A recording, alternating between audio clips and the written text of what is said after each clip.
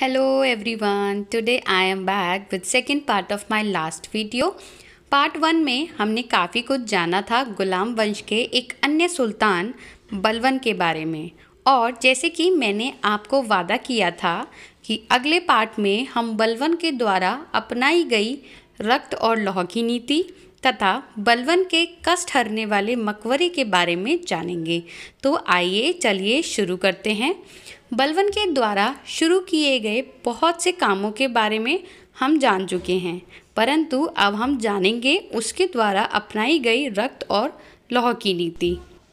यह नीति बलवन ने मंगोलों के हमलों से निपटने के लिए अपनाई थी।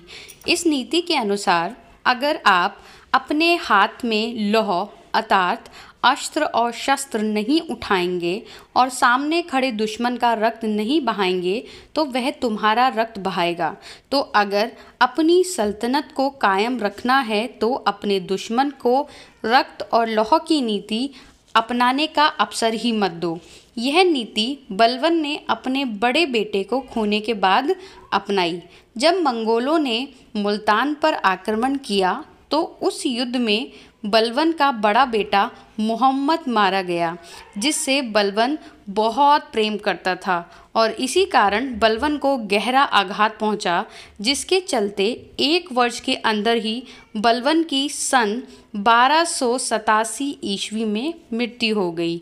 इस दुख में सदी का सबसे लंबा अर्थात 40 दिन का शोक मनाया गया। दिल्ली में कुतुब मीनार के पीछे बलवन का मकबरा है। इसे बलवन ने अपने जीवन काल में ही बनवाया था। इसे वो दार उल अमन यानी इंसाफ का दरवाज़ा कहता था। इब्ने बतूता के अनुसार जब वह अपनी दिल्ली यात्रा के दौरान बलवन के मकबरे पर आए तो वह वहाँ का रूहानी माहौल देखकर बहुत अचंभित हुए और उन्होंने अपनी पुस्तक भारत यात्रा में पेज नंबर 45 और 46 पर इसका जिक्र करते हुए लिखा है कि बलवन न्यायप्रिय, सदाचारी और विद्वान था। उसने एक ऐसा घर बनवाया जिसका नाम दार उल अमन रखा। बलवन इस घर में दाखिल होकर फरियाद करने वाले किसी भी व्यक्ति को कभी भी खाली हाथ या मायूस नहीं जाने देता था, और कोई कर्जदार इस घर पर आया तो उसका सारा ऋण चुका देता था, क्षति का मुआवजा खुद ही देता था तथा पीड़ितों की हर प्रकार से सहायता करता था। बलवन को इस जगह से इतना प्रेम था कि मरने के बाद भी वह यहीं दफन हुआ। फातुहात फिरोज शाही ग्रंथ में इस जगह का नाम दारुल अमान लिखा है, और यह भी कि यहाँ पर बलवन के साथ साथ उसके बड़े बेटे की भी कब्र है। जब इसकी स्थिति जर्जर हो गई तो फिरोज शाह तुगलक ने इसकी मरम्मत भी करवाई थी तथा इसके दरवाज़ों पर चंदन के किवाड़ भी लगवाए थे, परंतु आज यह जगह पूर्ण रूप से खंडहरों में बदल चुकी है। जहां लोग अपनी फरियाद लेकर जाते थे, आज वहां दिन के उजाले में भी कोई नहीं जाता।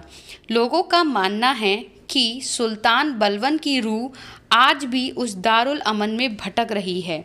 तभी दिल्ली की सबसे खौफनाक इमारतों में यह शुमार है, जहां दिन के उजाले में भी कोई आने की हिम्मत नहीं करता तथा शाम होते ही सन्नाटा पसर जाता है। यह जगह कुतुब मीनार के पिछले हिस्से में मौलाना जमाली कमाली की रहस्यमय मस्जिद के ठीक सामने स्थित है।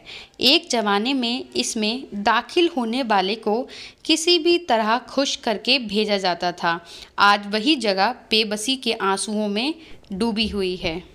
चलिए फिर मिलते हैं अगली वीडियो में। अगर आपने मेरी पिछली वीडियोस को नहीं देखा है या इस वीडियो के पिछले पार्ट को नहीं देखा है तो मैं उसका लिंक डिस्क्रिप्शन में डाल दूँगी।